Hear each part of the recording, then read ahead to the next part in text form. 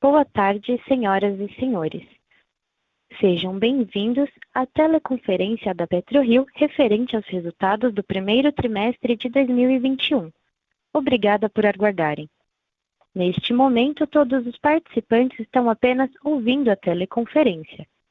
Posteriormente, iniciaremos a sessão de perguntas e respostas para analistas e investidores, e as instruções para participar serão dadas em breve. Caso algum dos senhores necessite de assistência durante a conferência, queiram, por favor, solicitar a ajuda de um operador digitando *0.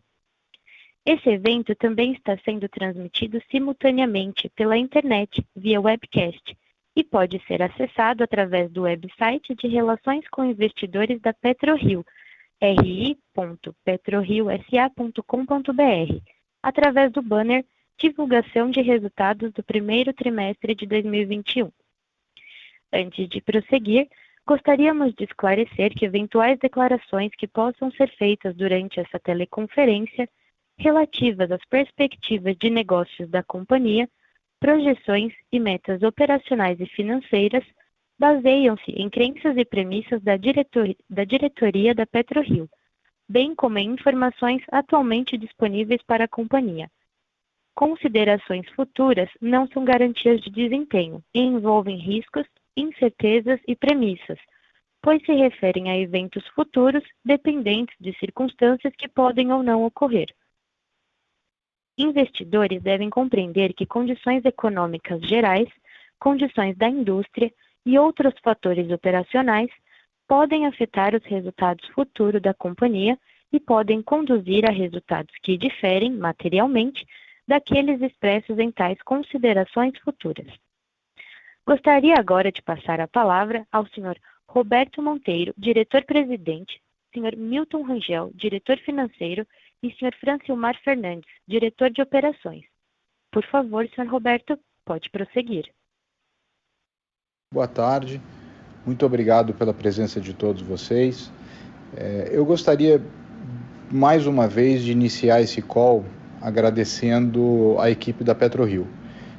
São tempos difíceis, são tempos desafiadores e nós temos performado muito bem em meio a todas as dificuldades que todos nós temos vivido no nosso dia a dia. Então, queria começar agradecendo muito a nossa equipe, agradecendo pela garra e pela disciplina. Bom, entrando aqui no slide número 3, entrando nos destaques do período, né, o primeiro destaque que eu acho importante ressaltar foi o nosso EBITDA. Nós geramos aqui no primeiro trimestre um EBITDA de 428 milhões de reais, 12 vezes superior ao primeiro trimestre de 2020. É óbvio que em 2020 nós tivemos já o efeito, né, o início da Covid, aconteceu em março de 2020, então nós já pegamos um pouquinho. Agora, dentro desse EBITDA, nós temos que levar em consideração duas coisas importantes desse EBITDA desse ano. Primeiro, uma produção mais alta, o recorde provavelmente da nossa história, e um Brent, né, um preço do petróleo também mais alto. Nós fizemos aqui uma média acima de $60 por barril. Fazia bastante tempo que a gente não via isso acontecer. Bom, o segundo ponto importante do nosso trimestre, que eu acho importante destacar também, foi o nosso follow-on. Nós levantamos 370 milhões de dólares, aproximadamente 2 bilhões de reais em janeiro, fizemos um aumento de capital. Tivemos um livro que foi mais de 3 vezes oversubscribed, né? Quer dizer, tinha mais ordens do que o tamanho do livro em 3 vezes, então foi muito bem sucedido. E aqui também gostaria de deixar mais um agradecimento tanto aos acionistas novos, quanto aos acionistas que já estavam na base naquela época. Sempre tivemos muito suporte de todos eles. Esse follow-on, ele preparou a companhia para o crescimento, seja o crescimento orgânico via investimentos nos campos que nós já temos, seja via preparar para crescimento inorgânico via aquisições de novos campos. Nós também conseguimos a aprovação da ANP para 30% do campo de Frade, que nós havíamos comprado da Petrobras em 2019, e aí foi finalmente aprovado em fevereiro de 2021. Nós também efetuamos a aquisição da parte da Total no campo de Wahoo, foram 28,6%, conforme nós vínhamos dizendo no passado, que nós teríamos interesse e assim por diante. Então nós efetuamos essa transação e também fizemos uma certificação de reservas e recursos, adicionando aí então 92 milhões de barris de reservas e recursos 1C à companhia. Isso, o que foi muito interessante, que nós já incluímos o Wahoo, já incluímos os 64,3% de Wahoo, e aí a gente já consegue ter uma ideia muito boa de um C, que depois no futuro pode virar um P, depois de declaração de comercialidade e assim por diante. Bom, mudando de página aqui para número 4, eu vou entrar em itens um pouquinho mais detalhados, talvez, né? E aí depois eu passo a bola para o Francilmar. Bom, o primeiro deles que eu gostaria de levantar na página 4 foi a redução do nosso lifting cost. Nós apresentamos aqui 14,3, reduzimos um pouquinho com relação ao quarto tri do ano passado. Ainda ficou aquém do que nós gostaríamos, né? E a principal razão pela qual ficou um pouquinho aquém foi a parada do campo de polvo devido a uns problemas que nós tivemos na caldeira do FPSO, que é operado pela BW. Então isso nos custou um pouquinho, embora tenhamos ficado abaixo do último trimestre do ano passado, em 14,3, quer dizer, um lifting cost muito bom, nós poderíamos ainda ter ficado um pouquinho melhor. Passando para o próximo ponto aqui, que foi o aumento de produção, o carro-chefe aqui desse aumento de produção foi a aprovação dos 30% da Petrobras. Nós passamos ali de uma média de 29.900 para 31.300, né? Nós aqui tivemos no primeiro tri, nós já falamos, nessa parada aqui do FPSO de polvo, ficamos 10 dias parados por conta do boiler, né? E tivemos a baixa de uma bomba no campo de Tubarão Martelo, tá? E aqui é importante a gente separar um pouquinho as coisas, tá? É claro que essa performance do FPSO, essa é uma coisa que precisa ser tratada, que vai ser tratada, está sendo tratada, né? É um FPSO que vai ficar conosco até julho desse ano. Mas a questão da bomba, essa é a vida da companhia. Nós vamos continuar tendo bombas que falham e assim por diante. Isso é um dia a dia da companhia. Nos pegou, é verdade, um pouquinho no contrapé, porque essa bomba de Tubarão Martelo precisa daquela sonda chamada Kingmaker, que nós compramos no final do ano passado, mas ela está em processo de overhaul. Então agora acabamos de terminar o processo de overhaul dessa sonda e aí nós vamos substituir a bomba. Mas a questão da bomba, da BCS e tal, isso é o dia a dia da companhia, são coisas que continuam acontecendo e tal, não nos surpreende tanto. O FPSO sim nos surpreendeu um pouco mais e nós já estamos tomando as devidas providências e tratando esse assunto. Bom, a nossa posição de caixa, ela subiu para 3 bilhões e 370 milhões de reais, a quase 600 milhões de dólares no caixa. Então, quando eu falei que a companhia está preparada, né, para as próximas etapas, eu me refiro muito a isso. Nós hoje temos um poder de fogo grande, temos quase 600 milhões de dólares no caixa, e isso se reflete aqui no ponto número 8 também, onde nós passamos o nosso indicador de dívida líquida EBITDA de 1,2 vezes no quarto trimestre de 2020, o que já era um bom número, né? Passamos para menos 0,95, ou seja, nós passamos de ter uma companhia com dívida líquida para ser uma companhia de caixa líquido. Então nós antigamente tínhamos mais dívida do que caixa, hoje nós temos mais caixa do que dívida, tá? É isso que quer dizer esse indicador. E mesmo se nós levássemos em conta, se nós eliminássemos o efeito do follow-on, né, nós também teríamos visto uma melhora na alavancagem da companhia. Então, quer dizer, a companhia performou bem, operacionalmente performou bem, e além disso ainda fez o follow-on em cima dessa boa performance, e isso fez com que a companhia ficasse completamente pronta para os próximos desafios e para os próximos passos que nós temos a dar aqui de crescimento orgânico e de crescimento inorgânico. Bom, com isso eu vou passar a bola para o Francilmar, ele vai falar um pouquinho da operação, depois o Milton vai falar da parte financeira e eu volto para encerrar com os próximos passos. Muito obrigado. Francilmar. Obrigado, Roberto. Olá a todos.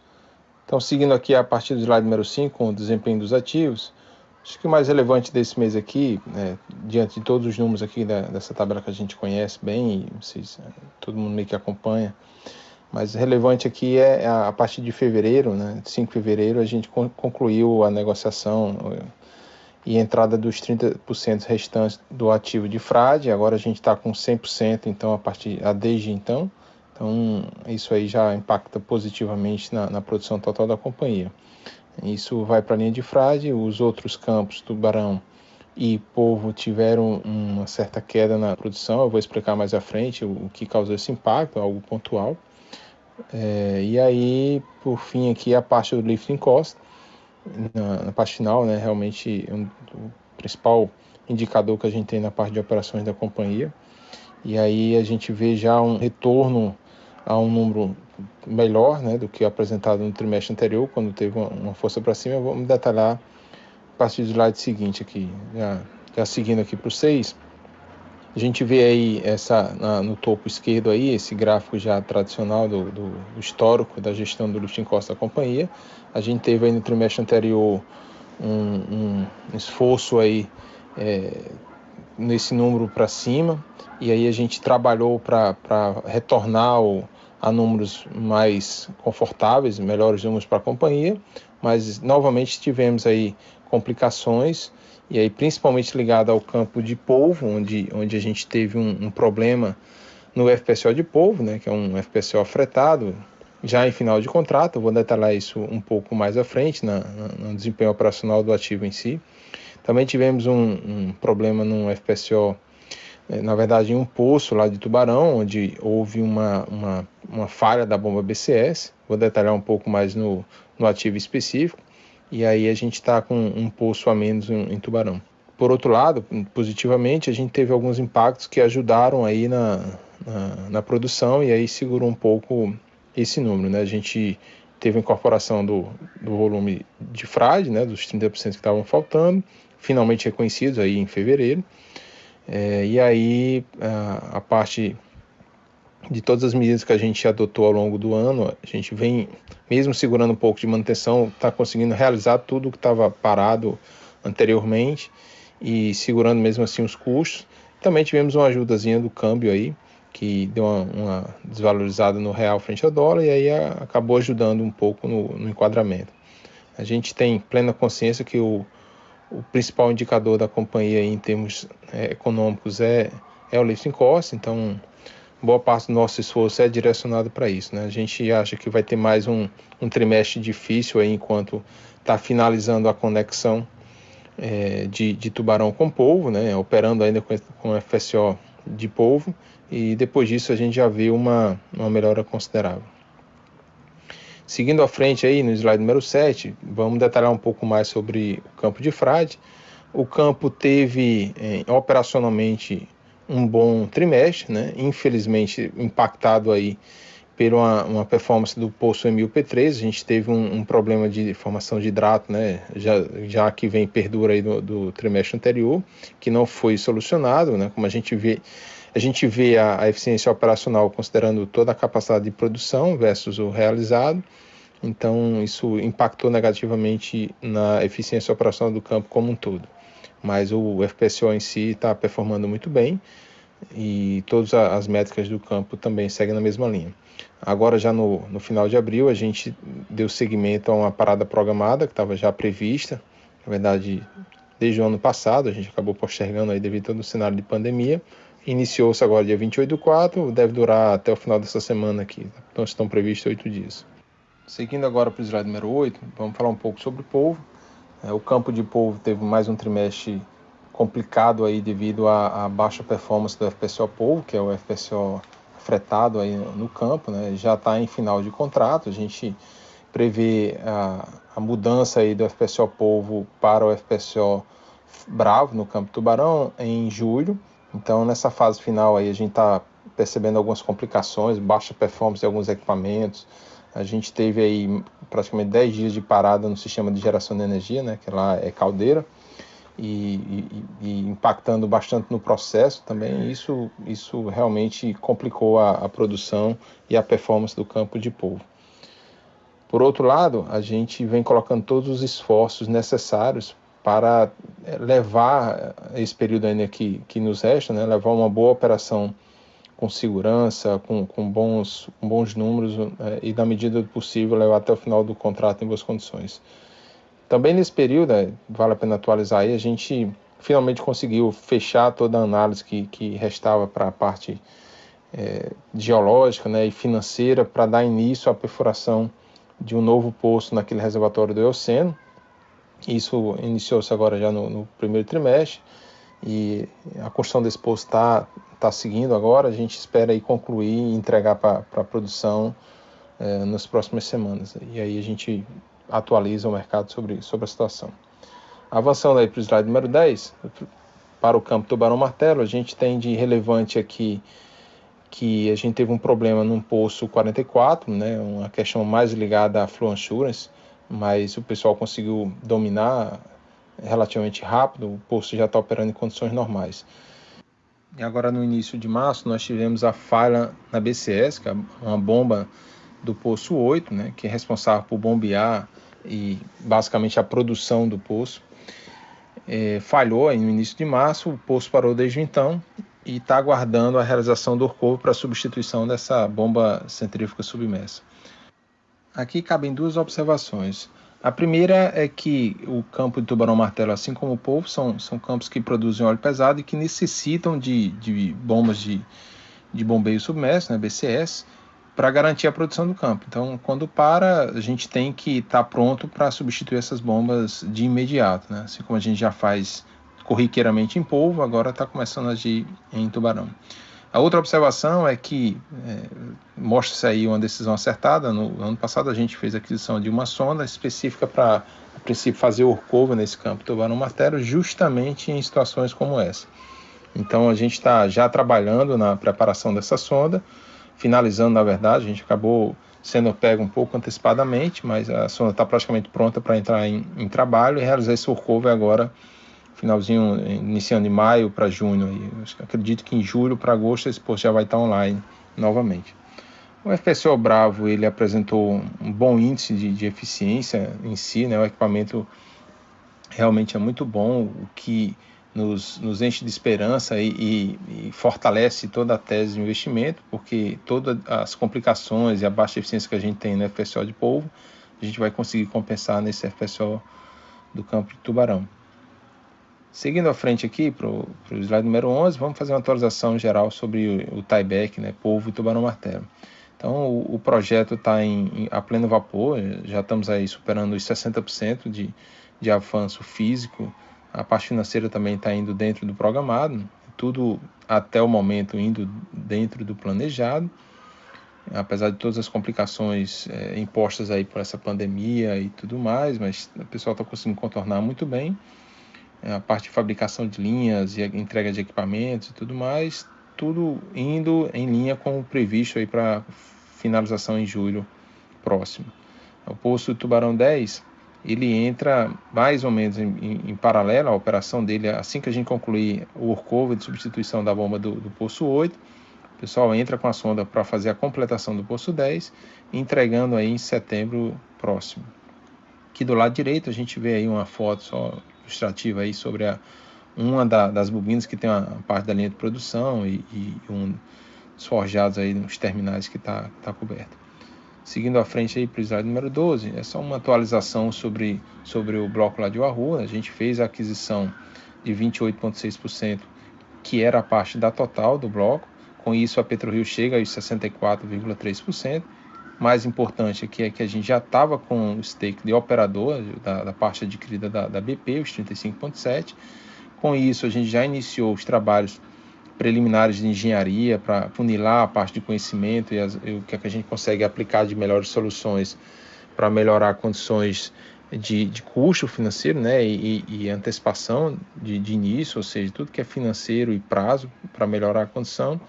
A gente vai preparar o PD ao longo dos próximos meses.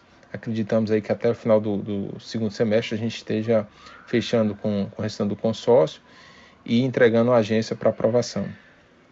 Então, uma excelente notícia aí. Aqui nesse slide 13, vamos tratar sobre a certificação de reservas e recursos da companhia. Nesse trimestre, nós fizemos a atualização dos números, já incorporando a entrada do bloco de Wahoo e refletindo aqui no aumento expressivo em todos os cenários. O que eu gostaria de chamar a atenção, nessa parte direita aqui, a gente consegue ver o incremento das reservas, a gente percebe aí que praticamente dobrou num P e um P1C de 2020 para 2021.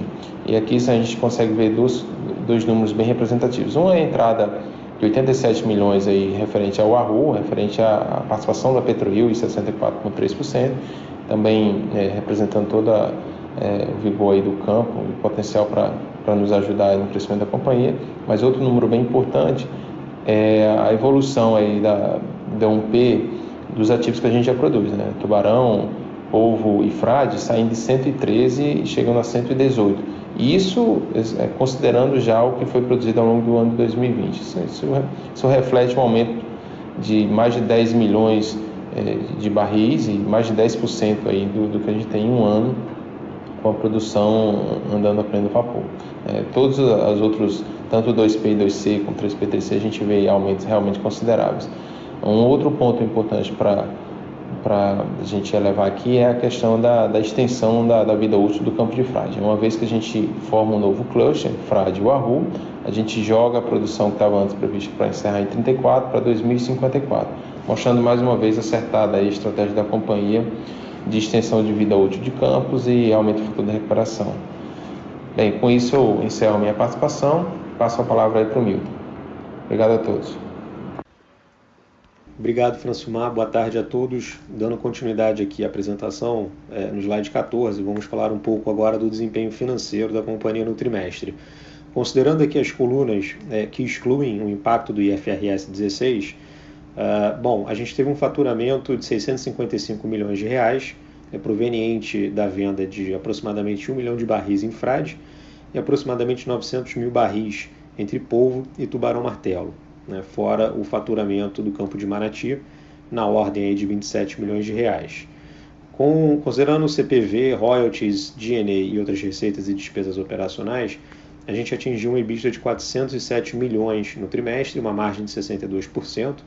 E um outro destaque que eu faço aqui também é com relação ao resultado financeiro, um resultado de 320 milhões negativo, muito influenciado por questões de variação cambial, que a gente vai explorar aqui no próximo slide. E com isso, a gente reportou um prejuízo no período de quase 40 milhões de reais, e se a gente considerar os efeitos do IFRS 16, esse prejuízo chegou a 65 milhões de reais. O último destaque que eu faço aqui nesse slide é com relação ao EBITDA ajustado, um EBITDA muito forte, 427 milhões de reais, lembrando que esse EBITDA ajustado é o EBITDA que expurga os itens não recorrentes e não operacionais, ou seja, ele reflete melhor a capacidade de geração de caixa da companhia, e atingimos aí também uma margem EBITDA no patamar de 65% no trimestre, que é uma margem inclusive superior a todos os trimestres que a gente teve aí ao longo de 2020, mostrando, em função da recuperação do preço do petróleo e também de capturas de sinergias e redução de custo da nossa companhia, a gente está conseguindo entregar uma margem, uma rentabilidade muito alta. Com relação aos efeitos do IFRS 16, esse EBITDA ajustado ele atinge quase 470 milhões de reais no trimestre e uma margem de 72%. Bom, dando continuidade aqui, slide 15, vamos falar um pouco do resultado financeiro da companhia. Entrando mais no detalhe, a gente vê aqui duas colunas, uma que exclui e outra que inclui os resultados aqui do IFRS 16, e o ponto principal que eu gostaria de destacar com relação a essa linha de 211 milhões de reais de prejuízo, né, de resultado financeiro com relação à variação cambial sobre mútuos, né? O que ocorre aqui? A gente teve empresas brasileiras dentro do nosso grupo PetroRio que foram tomadoras de empréstimo, né, de transações intercompanies de empresas estrangeiras do nosso grupo também, mais especificamente luxemburguesas. Então essas empresas brasileiras contraíram dívida em moeda estrangeira, em dólar, e o dólar desvalorizou no trimestre, chegando a patamares aí em torno de 5,80, dependendo do momento do trimestre. E com isso, houve o reconhecimento dessa perda com a variação cambial desses empréstimos. E o que acontece é que, por questões, regras contábeis, a gente não consegue fazer o abatimento dessas perdas com o ganho que as empresas luxemburguesas tiveram pelos mesmos empréstimos. Isso ocorre porque as empresas luxemburguesas já reportam em dólares e esse ganho cambial, por elas serem credoras, ele é ajustado direto via patrimônio líquido. Então, acaba que o resultado mostra essa distorção, ele ressalta mais o prejuízo das empresas brasileiras tomadoras, porém, essa contrapartida ela não foi observada via resultado porque ela ocorre diretamente no patrimônio líquido. Então, isso é uma informação aqui para explicar um pouco o porquê dessa poluição aqui no resultado financeiro, né? Além disso, a gente destaca que a questão da variação cambial ela não apresenta um impacto direto à saúde financeira da PetroRio, uma vez que majoritariamente, né, o caixa da companhia está aplicado em moeda estrangeira, em dólar majoritariamente, e as nossas receitas, enfim, o EBITDA da companhia, ele é extremamente exposto à moeda estrangeira, tendo em vista que a gente vende petróleo, esse petróleo é precificado em dólar, então uma imensa parte da nossa variação, uma imensa parte da geração do nosso caixa é dolarizada. Dando continuidade aqui ao slide 16, vamos falar um pouco com relação a funding. Esse primeiro gráfico à esquerda, ele mostra exatamente a evolução do custo de capital de giro da companhia, custo de endividamento. Tendo em vista aí o follow-on que foi super bem sucedido, a melhora de liquidez da companhia e a melhora em termos de crédito de forma generalizada da companhia, a gente vem conseguindo obter linhas de financiamento de capital de giro a custos cada vez mais atraentes. E a gente vem fazendo operações com bancos de primeiríssima linha, né? Tanto bancos locais quanto bancos estrangeiros, e a gente vem justamente fazendo essa troca de dívidas mais caras que a gente tinha no nosso balanço por dívidas mais baratas, tá? Então, uma outra informação também super interessante com relação a isso é que a gente vem conseguindo fazer essa troca, apesar do custo mais baixo, a gente vem conseguindo aumentar a duration desses empréstimos de capital de giro. Então, antes a gente costumava captar linhas de 6 meses, 9 meses, e atualmente todas essas linhas que a gente vem fazendo novas, elas são de prazo de 1 ano. Então, a gente vem conseguindo aí melhorar o perfil de custo e também o perfil de duration simultaneamente. Nesse gráfico à direita, a gente observa o cronograma de amortização.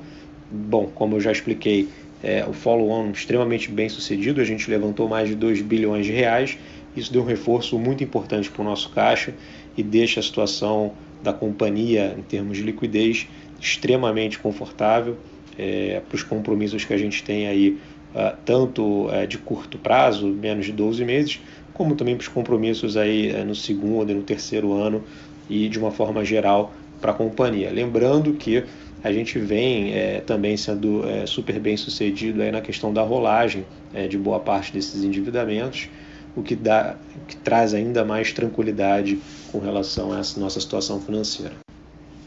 Bom, por fim, a gente segue aqui no slide 17 para falar mais detalhadamente com relação à alavancagem da companhia.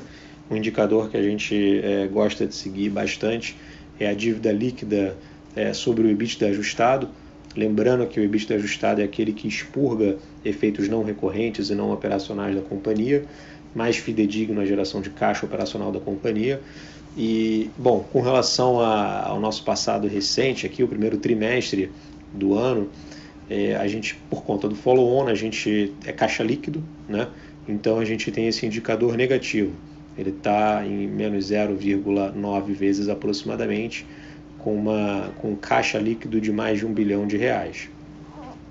E, bom, um ponto importante também que eu gostaria de destacar é que mesmo se a gente desconsiderasse o efeito do follow-on no caixa da companhia, esse indicador ele teria atingido 0,6 vezes em termos de alavancagem agora no primeiro trimestre. E a gente, quando compara isso com 1,2 vezes em dezembro, que também não tinha efeito de follow-on, porque o follow-on foi em fevereiro, isso mostra uma capacidade de geração de caixa operacional muito forte da companhia. Independente de follow-on, a gente seria capaz de mostrar uma redução importante na alavancagem da companhia aí, entre um trimestre e outro.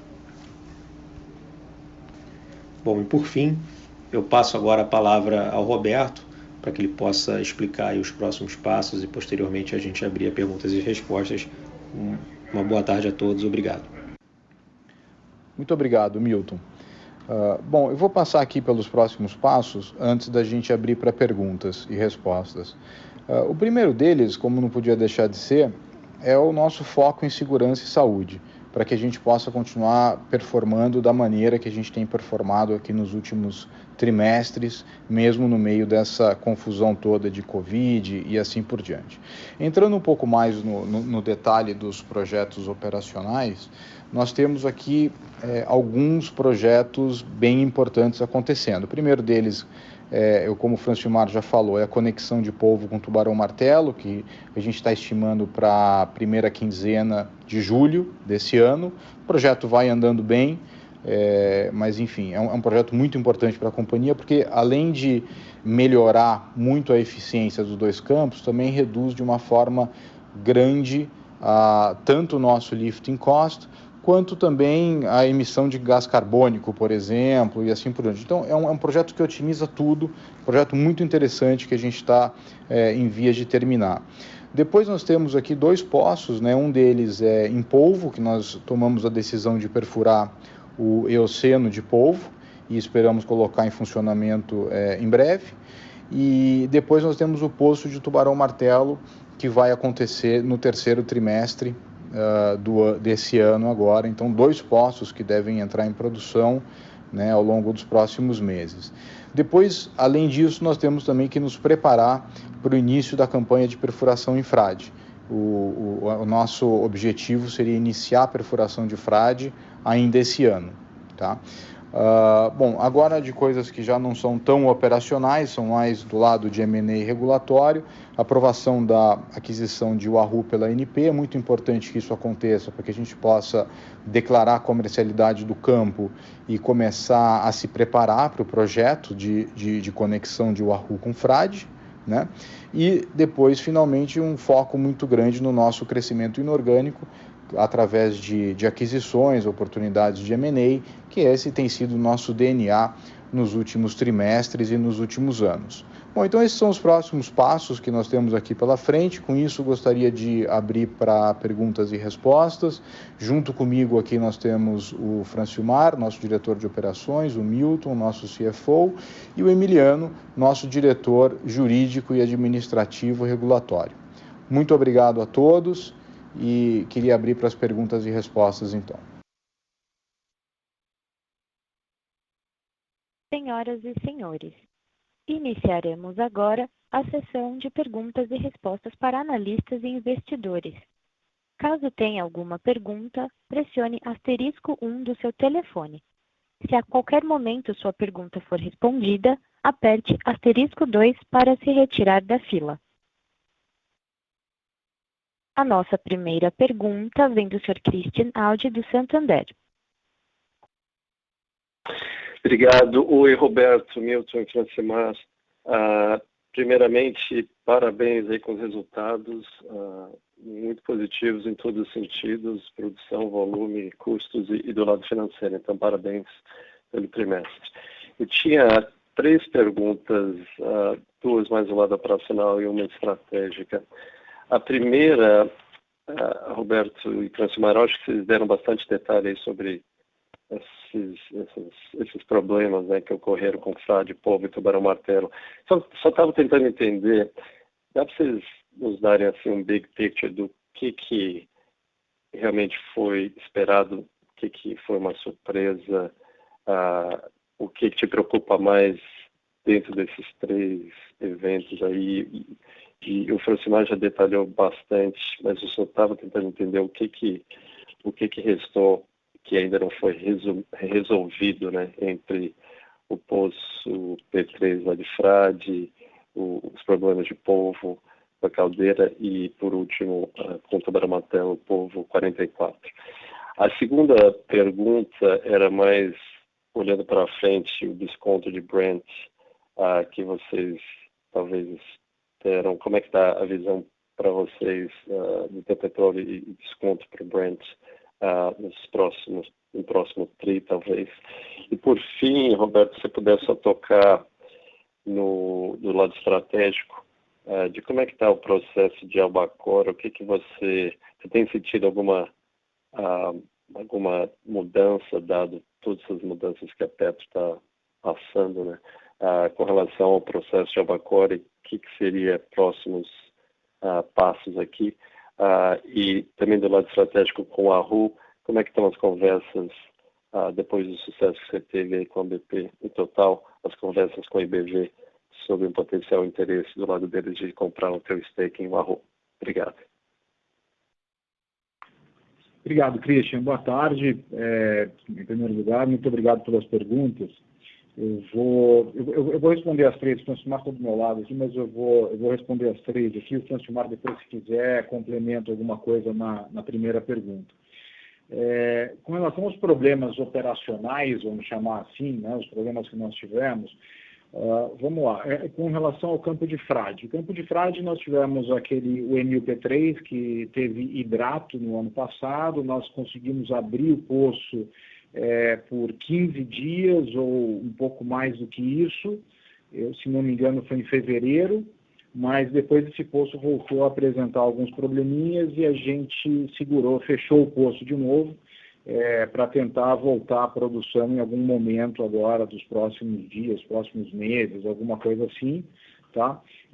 Nós colocamos esse poço para produzir por um outro caminho. Então, esse outro caminho não funcionou exatamente da maneira que nós gostaríamos. Esses poços têm redundância, então a gente fez isso através de uma redundância, não saiu exatamente do jeito que nós gostaríamos, e aí agora nós estamos continuamos tentando abrir o poço através do caminho original. Então, por isso ele está um pouco mais demorado. Frade, eu diria assim, tem esse ponto que é uma coisa fora do normal. Com relação a polvo, hoje o que nós temos fora do normal é o FPSO da BW, né? Que vem tendo uma performance baixa do ponto de vista de fevereiro com relação à caldeira. Nós tivemos um problema ali, uma parada de 10 dias, né? E a gente vem, sinceramente, lutando bastante para fazer com que a BW performe à altura, né, tanto do ponto de vista de produção, quanto do ponto de vista de manutenção mesmo do FPSO e assim por diante. A gente hoje não vê nenhum problema ali, do ponto de vista de segurança, obviamente, mas é uma disputa diária, vamos chamar assim, para que esse FPSO chegue aí ao nível de excelência que nós estamos acostumados e que nós estamos buscando. Tá? Então, eu diria assim, esse é um ponto que nós temos que tratar, e o tratamento é o tieback, né?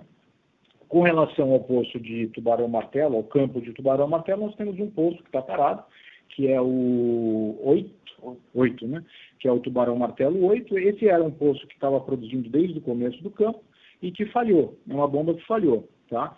Ele produziu durante 7 anos, o funcionário está me dizendo aqui, e aí ele falhou agora. E precisamos fazer um workover. A questão toda é que esse workover precisa da sonda que nós compramos ano passado. Essa sonda estava fazendo também um overhaul. Então, isso nos pegou um pouquinho no contrapé. Tá? De tudo isso, assim, eu acho que o MUP3 e o poço Tubarão-Martelo 8 são coisas da nossa operação, são coisas do nosso dia a dia, que a gente, obviamente, gosta de relatar e tal, porque por causa da transparência da companhia.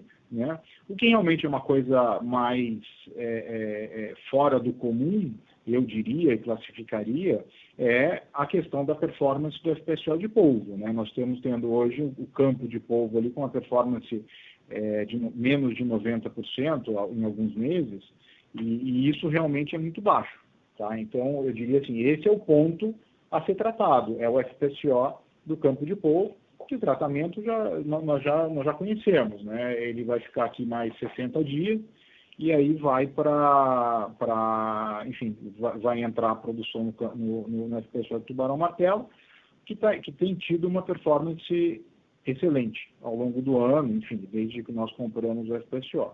Tá? Com relação ao Brent, Christian, hoje nós estamos rodando o campo de frade com descontos aí que vão da ordem de $1,5 a $2 por barril, tá? Isso é para o campo de frade. E para o campo de polvo, polvo e tubarão-martelo, nós estamos rodando aí a níveis de 3,5, 3, coisas desse nível, tá?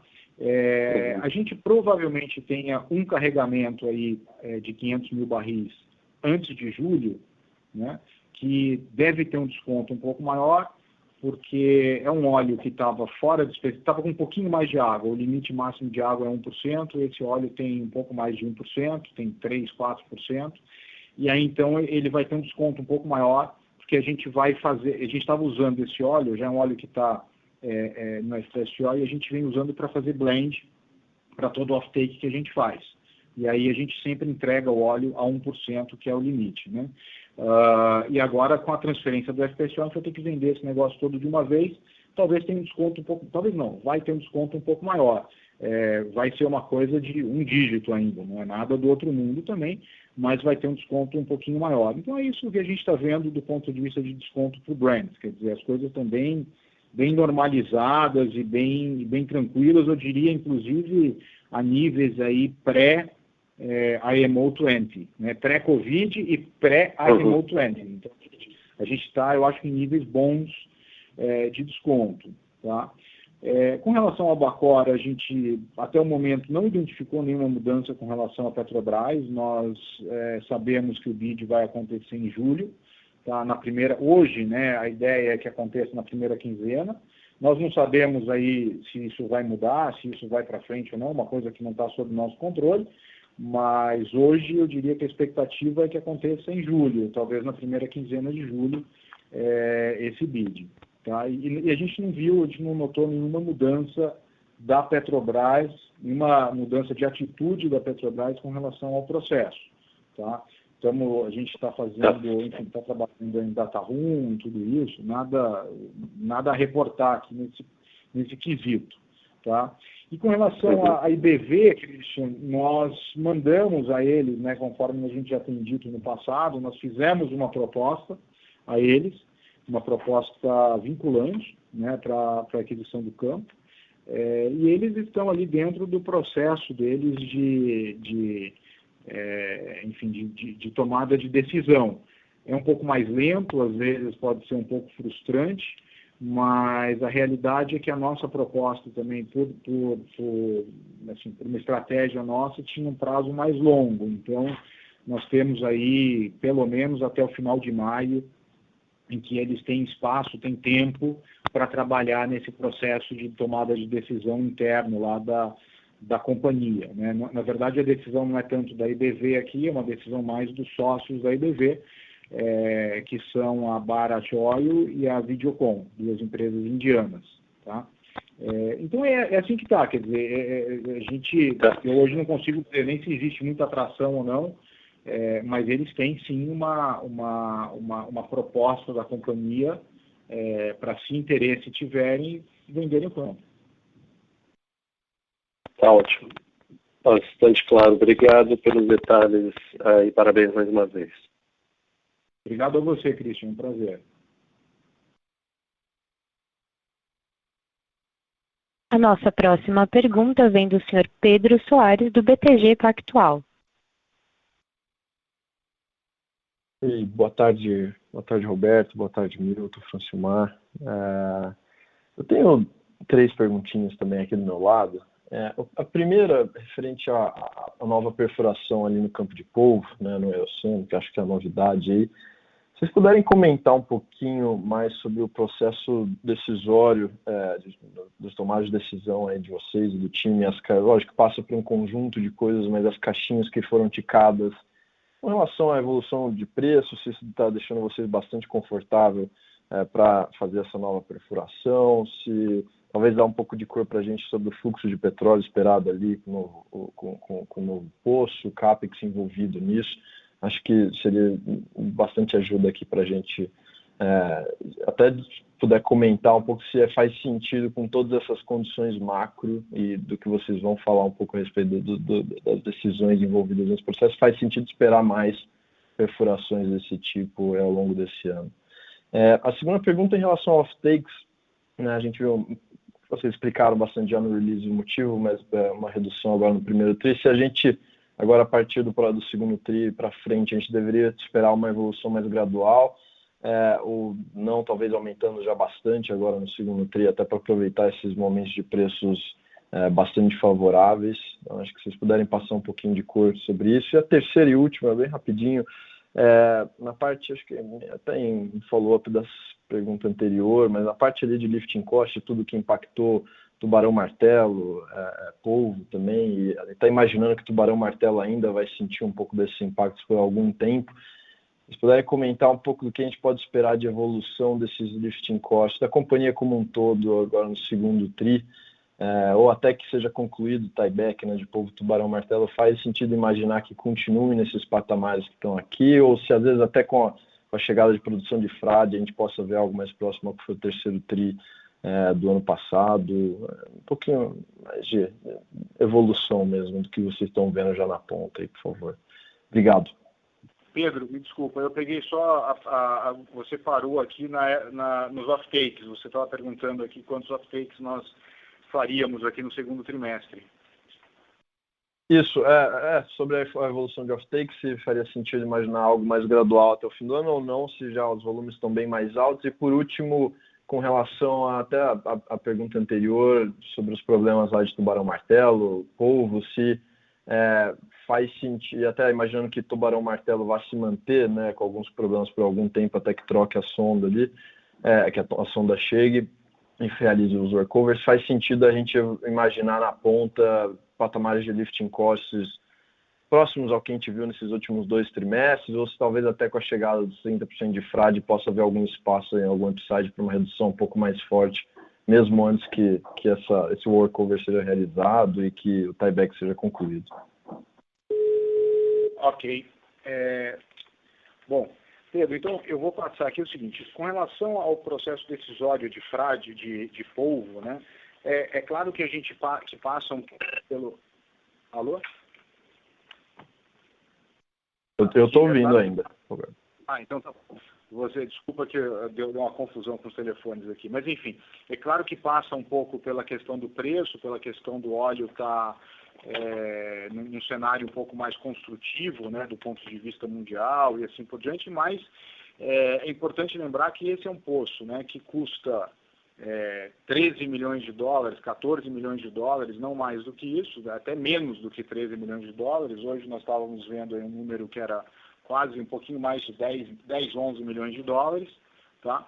E é um poço que pode agregar uma produção, que eu diria, aí entre 2 e 3 mil barris por dia, tá? A gente tem guiado aí o mercado 2,5, alguma coisa nessa linha. Então, quando você coloca essas coisas na conta, você vai ver que é um poço que se paga muito rapidamente. Em alguns meses ele se paga, tá? Por isso, então, essa decisão. Nós, do ponto de vista decisório, o Francilmar e a equipe ficaram, vamos dizer assim, ao longo dos últimos meses, né, fizeram uma avaliação do reservatório, fizeram uma avaliação geológica, o pessoal de engenharia de reservatório e assim por diante, né, para amadurecer essa locação. É um infill drilling, na verdade, a gente está furando mais do Eoceno, né, do reservatório já conhecido do Eoceno. Então, é quase um infill drilling, na verdade, é uma região nova do mesmo reservatório, que ainda não foi drenado e tal. Mas, enfim, isso tudo fez com que a gente ficasse bem positivos com relação a esse poço. Agora, indo para frente, a nossa ideia é colocar esse poço em funcionamento. Depois a gente vai fazer o workover do Tubarão Martelo 8, logo depois do workover do Tubarão Martelo 8, que foi esse da bomba que deu, que falhou, a gente vai colocar em funcionamento o Tubarão Martelo 10, tá? Que era aquele poço que a gente também vem guiando já ao mercado há bastante tempo, né? Fazia parte do projeto que era logo depois da conexão. E aí a gente deve começar com frade. A dúvida aqui ainda está se a gente faz mais um poço desses antes de frade ou não, mas ainda nós não temos a decisão tomada, o pessoal de reservatório vai ainda estudar um pouquinho mais no detalhe e tal. Existe a possibilidade de nós fazermos mais um poço desse antes de frade, mas vai depender um pouquinho, a gente quer inclusive ver como é que esse poço vai se comportar e assim por diante. Com relação aos offtakes, a gente imagina aqui para o segundo trimestre alguma coisa entre 3 e 4 milhões de barris vendidos, tá? Então esse seria aí a nossa ideia, vai ser superior ao primeiro tri. Então eu acho que é um pouco a segunda parte da sua pergunta, quer dizer, a companhia efetivamente está produzindo mais, então a gente vai realmente ter um pouco mais de offtake. Esse trimestre, primeiro trimestre em particular, nós fizemos aí 2 milhões, até teve uma questão de recomposição, um pouquinho de estoque e tal, do ano passado, que a gente baixou bem em dezembro. Como todo dezembro, a gente sempre baixa bem o estoque, a gente sempre tem um quarto trimestre mais forte. E aí agora, então, a gente vai voltar já a fazer esses offtakes, mas deve ficar em 3 e 4 milhões de barris. Tá?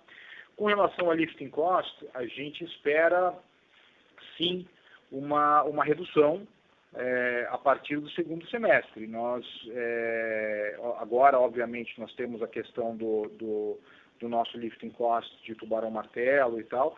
Nós estamos hoje, né, conforme a gente fala, a gente está tendo uma parada programada no FPSO de frade, você tem certificação de vasos, você tem limpeza, várias coisas que estão acontecendo no FPSO. Então agora, esses dias o FPSO está parado, vai ser uma parada de 8 dias aproximadamente, tá? E depois mas enfim, então esse trimestre provavelmente a gente ainda vai contar com essa parada, embora já provavelmente tenha algum resultado desse poço que está sendo perfurado, mas a partir do segundo tri, sim, do terceiro tri, a gente deve já começar a ver uma redução por causa da conexão.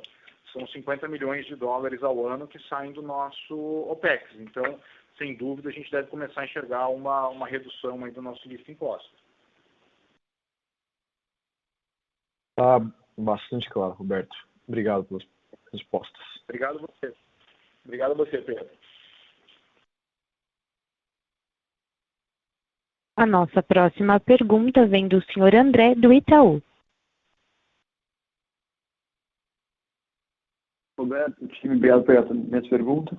Eu tenho duas perguntas para você. A primeira é em relação ao tieback de polvo. Se você comentar um pouquinho assim, como está, esperado que conclua até julho, né? Se puder comentar um pouquinho como está sendo o processo, como que ele está evoluindo conforme como vocês imaginavam originalmente, o que vocês estão aprendendo em relação a esse tieback que vai poder ser replicado mais tarde no tieback de frade.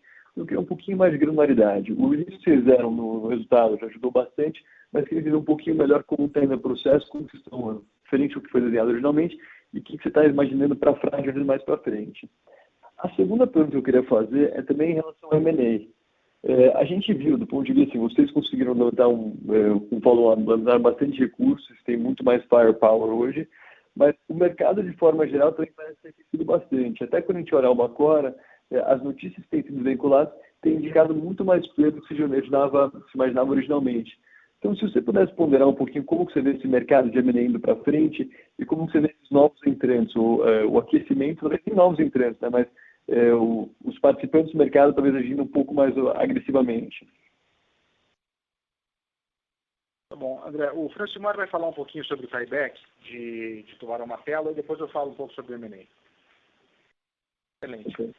Então, André, vamos lá, dando uma visão geral, eu diria o seguinte, que esse primeiro tieback que a gente está fazendo realmente está sendo uma grande escola, né? A gente está trabalhando com todos os esforços para a gente tentar otimizar ao máximo a questão de recurso e antecipar desde o início, né? Lembrar que essa indústria, geralmente, quando a gente fala no tieback desse, o pessoal sempre fala em prazos de em torno de 24 meses e tal, para execução, e a gente, desde o princípio, a gente testou o mercado para fazer isso num período bem menor, né? A gente está falando de algo em torno de 12, 14 meses. E as notícias, assim, o resultado é muito bom, em geral, a gente está conseguindo entregar e até algumas surpresas positivas, o que vai fortalecer muito, né, toda essa capacidade de articulação e entrega dos fornecedores e flexibilidade para o tieback lá de Wahoo. Então, a gente já está em conversas avançadas com diversos parceiros aí estratégicos, né, na parte de construção submarina, que possibilita a gente a ficar ainda mais confortável com o projeto lá de Wahoo. Então, a coisa está indo em muito bom tom. Tá? Eu diria, inclusive, que o projeto ele tem sido mais, não vou dizer mais fácil do que imaginado, porque o Francimar não vai me deixar falar isso, mas eu acho que tem sido um projeto um pouco mais, ele está sendo executado bem à risca do cronograma e assim por diante. Então, ele está um projeto bem mais controlado do que nós imaginávamos, vamos dizer, lá atrás. Tá? Com relação a M&A, André, eu acho o seguinte aqui, nós fizemos um follow-on, nós estamos robustos e tal, sem dúvida. Eu penso aqui da seguinte maneira, quer dizer, nós não fizemos o follow-on somente por conta de Albacora, nós fizemos o follow-on porque nós vemos o mercado de campos maduros, né, bastante relevante, e isso continua. Então, a Albacora não é o nosso único target, não é a nossa única ideia de investimento, não é tudo ou nada, sabe? Ou eu faço Albacora ou não. E o que a gente tem visto de uma maneira geral é que as empresas, sim, várias capitalizadas, porém, a gente vê muito foco ainda em processos de Petrobras. Tá? A nossa ideia é processos aí bilaterais, processos que tangenciam, vamos dizer assim, que não passam necessariamente pela Petrobras. Então, por esse ângulo, eu acho que o mercado continua intacto, quer dizer, nós temos bastante possibilidades de investimentos ainda e a gente está trabalhando nelas. Tá? O Wahoo, por exemplo, lá atrás eu dizia, poxa, o que eu quero fazer é comprar 100% de Wahoo, né? E é isso que nós estamos buscando. E esse é um processo totalmente bilateral, que demanda capital, não só pela compra, mas também pelo investimento depois, né?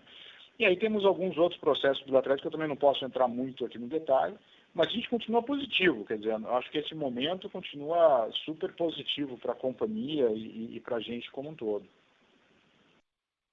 Legal.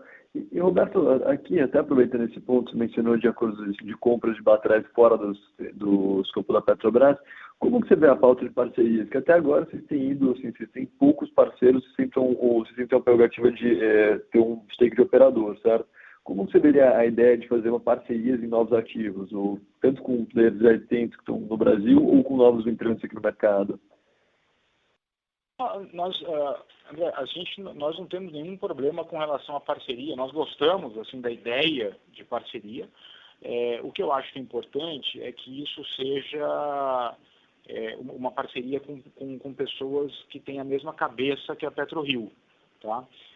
Então, por exemplo, no caso de Albacora, nós temos uma parceria já firmada com um grupo espanhol, que enfim, já é público, né, inclusive, mas nós temos uma parceria firmada que hoje nós teríamos 50%, nós seríamos o operador e esse grupo teria os outros 50%. Então, nós gostamos da ideia, sem dúvida nenhuma, e a gente está aberto a isso. Agora, em algumas situações, né, por exemplo, vamos chamar assim no campo do ar, até no campo de frade e tal, fazia mais sentido a PetroRio adquirir 100% desses ativos para poder fazer o turnaround, mesma coisa se aplica aqui a Polvo Tubarão Martelo. Agora, no futuro, a gente pode vir a acomodar, né, a ter um parceiro nesses campos, assim por diante, mesmo esses processos grandes, tipo Albacora, também, sem problema nenhum, nós não somos de nenhuma maneira refratários à parceria. O mais importante é que a gente tenha a mesma cabeça, sabe? Perfeito, super claro. Obrigado, Roberto. Bela semana.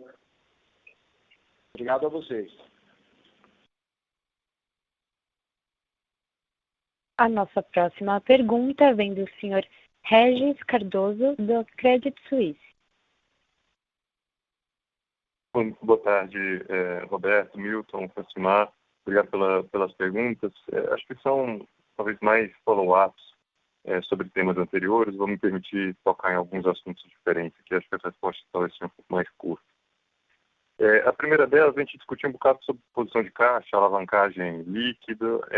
Por outro lado, a empresa tem ainda alguns compromissos, por exemplo, se deseja adquirir a parcela remanescente do Wahoo ou as mesmas campanhas de perfuração que a gente estava falando. Então, a pergunta é a seguinte: como vocês enxergam hoje o firepower, vamos dizer assim, a capacidade de balanço, né? Se tiver um número, é $1 bilhão, é $1,5 bilhão, quer dizer, quanto que a PetroRio dispõe para fazer novas aquisições, né? Fazer essa estratégia do M&A. Um outro tema também sobre o que a gente falou do timing dos projetos. Quais desses projetos compartilham recursos, em particular sonda? Assim, eu queria mais para entender o que precisa ser feito em série, o que pode ser feito em paralelo, né? Quer dizer, a sonda do tieback é a mesma que depois faz a campanha de frade, idem para o poço de conexão do poço de Tubarão-Martelo ou não? Essa é uma segunda pergunta. E um terceiro follow-up de temas passados também é sobre o tieback de Tubarão-Martelo e, quer dizer, o risco de atraso, né? Existe alguma chance desse atraso estender para além do fim do contrato atual da plataforma da BW? E se isso acontecer, quer dizer, tem uma alternativa? E aí, nessa última quer dizer, nos mesmos tempos que o Rachem tinha perguntado, se vocês, quer dizer, a gente vê alguns dos outros players que estavam inicialmente focados em onshore, virando também para projetos offshore, se vocês pensam em fazer o movimento contrário, ou talvez de outra forma, no sentido inverso a esse, se vocês, pelo contrário, pensam em ir ainda mais projetos maiores, águas ultraprofundas e se aproximando ainda mais, digamos, de um projeto como o das majors, né? Talvez projetos de retornos menores, mas projetos maiores. Obrigado, Flávio. Obrigado. Olha, do ponto de vista de caixa, de M&A, de firepower, tá? Eu acho o seguinte: hoje nós temos uma estrutura de capital de $370 milhões, $360 milhões aproximadamente de dívida, mas ela é uma dívida de curto prazo, tá? Então, vamos imaginar por um momento que a gente pegue essa dívida e transforme ela em longo prazo, que é uma discussão que nós estamos tendo nesse momento, que é exatamente isso: se faz sentido nós emitirmos um bond de 400 a 500 milhões de dólares, né? E seria uma dívida mais estruturada, uma dívida de 5 anos, né? E aí, com isso a gente teria um dinheiro que nós poderíamos contar com ele, porque o duro de você ter um dinheiro de 12 meses é que, por um lado, ele é barato, mas, por outro lado, não é um dinheiro que você pode contar plenamente com ele, né? Porque, enfim, os bancos podem puxar as linhas e assim por diante. Então, imagina que a gente faça uma emissão de bond e que a gente tenha esse dinheiro. Eu acho que a companhia estaria preparada aí para ter um firepower de $1 bilhão, tá? Então, enfim, nós hoje já estamos muito bem preparados, e eu acho que ainda, se nós quisermos fazer esse ajuste aí na nossa estrutura de capital e jogar nosso endividamento para o longo prazo, que também é uma possibilidade que a gente tem estudado bastante, eu acho que a gente começa a falar de um poder de fogo aí superior a $1 bilhão, tá? Mais ou menos nessa casa, um pouco superior, que aí nos coloca numa liga de campos grandes, de aquisições bem importantes, tá? E sempre lembrando, né, nós, por exemplo, no caso de Albacora, a nossa ideia é ter um parceiro. Então, quer dizer, nós não somos refratários à ideia de ter parceiros, tá? Com relação às sinergias, o que acontece ali é o seguinte: você tem uma diferença muito grande entre água profunda e água rasa. Tá? Na água rasa, no caso de Tubarão-Martelo e de Polvo, o que nós precisamos, nós temos uma sonda, mas essa sonda só faz workover no campo de Tubarão-Martelo, né? E a sonda fixa faz workover no campo de Polvo. E a equipe é a mesma equipe que nós usamos para fazer a operação dessas sondas. Então, ali é o seguinte: não dá para você fazer ao mesmo tempo, por exemplo, a completação de um poço em Tubarão-Martelo e outro em Polvo. Isso não dá para fazer ao mesmo tempo. Pelo menos não é o que nós temos pensado hoje, né? A gente teria que aumentar a equipe, teria que dar um pouco mais de musculatura a isso, né? A gente ainda entende que o melhor é fazer sequencial. Depois você tem, com relação à água profunda, aí é um outro jogo, né? Com relação aí estamos falando de frade e Wahoo. Aí a mesma sonda que vai fazer a campanha de frade, ela também vai fazer a campanha de Wahoo. É uma sequência, a gente vai primeiro perfurar os poços de frade, depois a gente vai para o Wahoo. Nós poderíamos fazer as duas coisas em paralelo, tanto frade quanto, vamos dizer assim, o cluster de água profunda em paralelo ao cluster de água rasa. Não seria um problema. Nós também não estamos fazendo isso por uma questão de foco.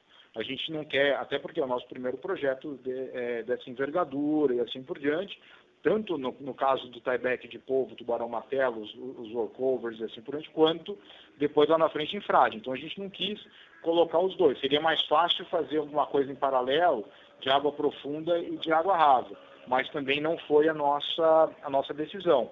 Tá? A gente vai continuar trabalhando em água rasa até final do terceiro trimestre, e aí no terceiro trimestre, no final do terceiro trimestre, provavelmente no quarto trimestre, a gente já passa ali para a campanha de frade, né, para a área de frade, para a água profunda, e ali começa perfuração de frade, e depois vai embora para o Wahoo, e assim por diante. Tá? Olha, com relação ao atraso, você me falou aqui de outra coisa, atraso no nosso tieback. Assim, hoje o que nós temos que fazer, Regis, os materiais todos já foram encomendados, todos já estão sendo construídos, a gente colocou até umas fotos aqui das linhas, né, sendo construídas, os spools já foram prontos. Então eu diria o seguinte, hoje eu acho que é muito difícil realmente a gente atrasar do ponto de vista de entrega de materiais. Tá? As coisas já estão feitas, a Covid no mundo inteiro já parece que está, porque tem coisa sendo feita em UK, tem coisa sendo feita em vários em Portugal e assim por diante. Então a Covid parece estar mais sob controle, né? A gente não vê nenhuma parada de planta, nada disso por conta de Covid. Então, assim, parece que tudo está arrumando para ser entregue na data correta. Tá? A gente já vai receber as nossas linhas no final agora do mês de maio, que é uma dessas fotos que está no release, tem aquele carretel com a linha enrolada nele e tal. Aquele é o item mais importante, talvez, aquilo junto com o umbilical. Mas a gente vai receber agora no final de maio. É questão de trazer para cá, fazer desembaraço aduaneiro e instalar. A instalação, nós já temos a embarcação, que é um navio da Sapura, enfim, que já está contratado hoje, está recuperando linhas que nós temos ali. Nós, quando fizemos a transação com a Domo, nós ficamos com algumas linhas, né? E essas linhas têm que ser recuperadas, são linhas do tubarão azul e tal. E a gente está exatamente tirando essas linhas com essa embarcação. Então a embarcação já está dentro de casa. É questão agora de receber esse equipamento todo e lançar. Então, eu acho que realmente assim, a possibilidade de atraso é muito, muito pequena. Dito isso, o que a gente tem de plano de contingência é sentar e negociar alguma tarifa com a BW. Né? Se nós chegarmos à conclusão que nós precisamos ficar um pouco mais de tempo com esse pessoal de polvo ligado, a gente vai negociar uma tarifa com a BW condizente a essa situação. Não espero que seja $100 mil por dia, como nós pagamos hoje, mas, enfim, existe essa possibilidade. Dito isso, eu acho que a chance, né, de ter o atraso ele é bastante baixo. Com relação aí para o onshore, Regis, não, nós não temos isso no nosso radar, não é a nossa ideia. Eu acho que o onshore ele pode ser rentável, pode ser interessante, mas é outro tipo de companhia, é outro mindset. Eu e o Francimar já tivemos diversas vezes essa conversa. Quer dizer, é outro tipo de operação, é uma operação mais de, sem de maneira nenhuma, sem desmerecer, mas é uma operação mais de ver e agir. Tá? Enquanto que a operação offshore é uma operação mais de planejamento, de engenharia de reservatório e tal. São duas coisas bem diferentes. A gente acha que a companhia e que nós ainda temos muita coisa para crescer no offshore e que no momento não faz sentido olhar o onshore. Então esse movimento que a gente está vendo algumas empresas ensaiarem do onshore para o offshore, eu acho que enfim, é uma coisa que tem que ser analisada com muito detalhe e com muito cuidado, tá? Porque são duas coisas bem diferentes. Nós não nos animamos a ir para o onshore. Está tendo todos esses investimentos da Petrobras e assim por diante, nós conhecemos de alguma maneira, mas nós não nos animamos porque a gente acha que é um tipo de operação muito diferente, requer skill muito diferente e assim por diante. Tá? Com relação à água ultraprofunda, na verdade a gente já opera em água profunda, né? Hoje a questão nossa é a seguinte: nós operamos em campos maduros, e aí pode ser um campo maduro em água profunda, pode ser um campo maduro em água rasa. Com o passar do tempo, os campos maduros vão estar na água ultraprofunda. Né? Hoje não, hoje a água ultraprofunda são campos que não estão maduros, então por isso não faz parte do nosso escopo de atuação, mas a nossa ideia é atuar em campos maduros. Em algum certo momento que esses campos aparecerem em águas ultraprofundas, a gente vai analisar. Abrir mão de retorno para poder fazer mais negócio, eu também não vejo acontecendo isso na PetroRio. Não é a nossa ideia. A nossa ideia é manter o retorno e é por isso que a gente foca em campo maduro. A gente não vai para exploração, a gente não vai para nada diferente de operação de campo maduro, enfim, é o que a gente sabe fazer. É a história os americanos chamam de one trick pony, é isso que a gente faz, a gente opera campo maduro e a gente vai continuar fazendo isso com os níveis de retorno que a gente está tendo hoje. Enfim, essa é a nossa cabeça, essa é a cabeça da PetroRio. Legal, super claro, obrigado pelas respostas tão completas, ficou bem explicado e que o risco de atraso realmente é bem mitigado. Bom dia, pessoal. Parabéns pelos resultados. Obrigado. Obrigado a você, Regis. Um prazer.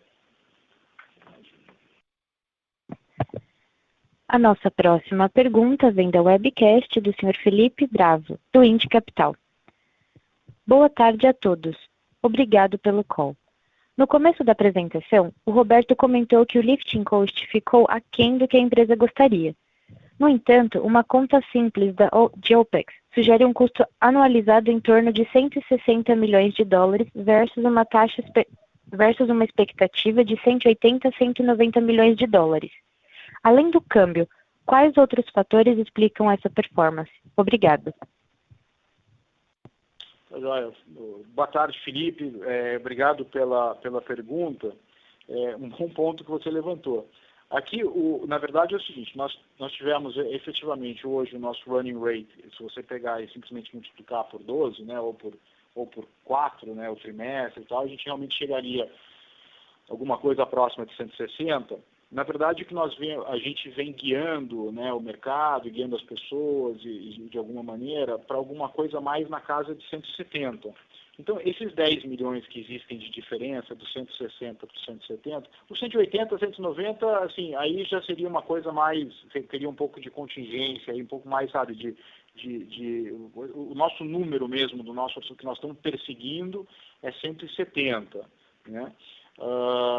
E o delta aí de 170 para 160, ele principalmente diz respeito a paradas. Nós vamos ter uma parada em Frade, como eu sugeri, como eu disse há um tempo atrás, que está acontecendo agora, mas não aconteceu no primeiro TRI. Tá? Essa parada custa 5 milhões de dólares. Isso é uma coisa que ele vai acima desses 160. E nós vamos ter uma outra parada também em Tubarão Martelo, por efeito da conexão e tal.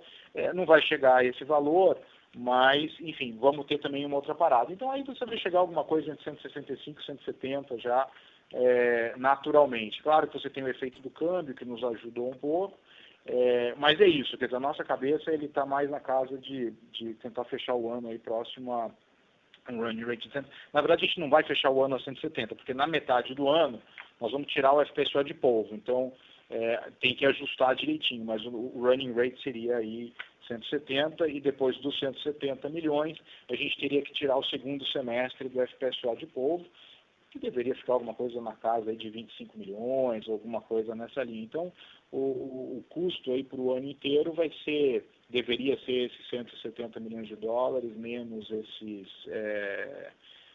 25 milhões de dólares, alguma coisa em torno disso. E aí sim, né, para o ano que vem a gente vai ter uma coisa entre 110 e 120, né? Esse seria o nosso OPEX, já o running rate do nosso OPEX já para o ano que vem. O Francimar está dando risada aqui, mas esse é o nosso número, né, que a gente tem falado bastante aí para todos.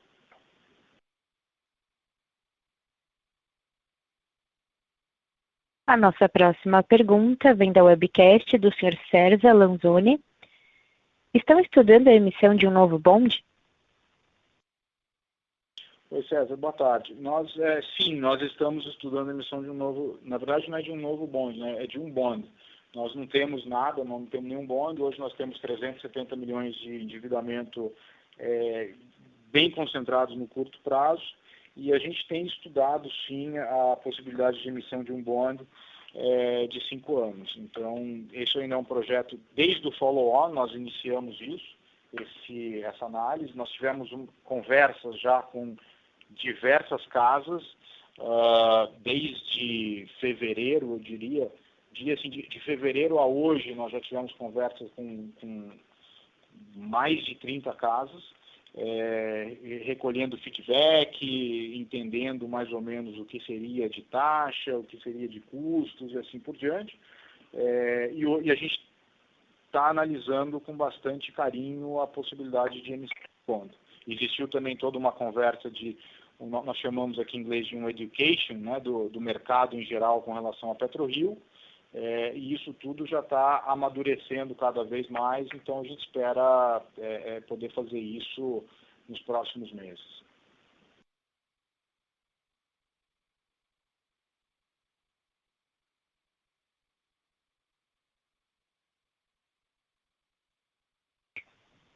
Encerramos neste momento a sessão de perguntas e respostas. Gostaria de passar a palavra aos palestrantes. Bom, muito obrigado. Eu queria agradecer a presença de todos.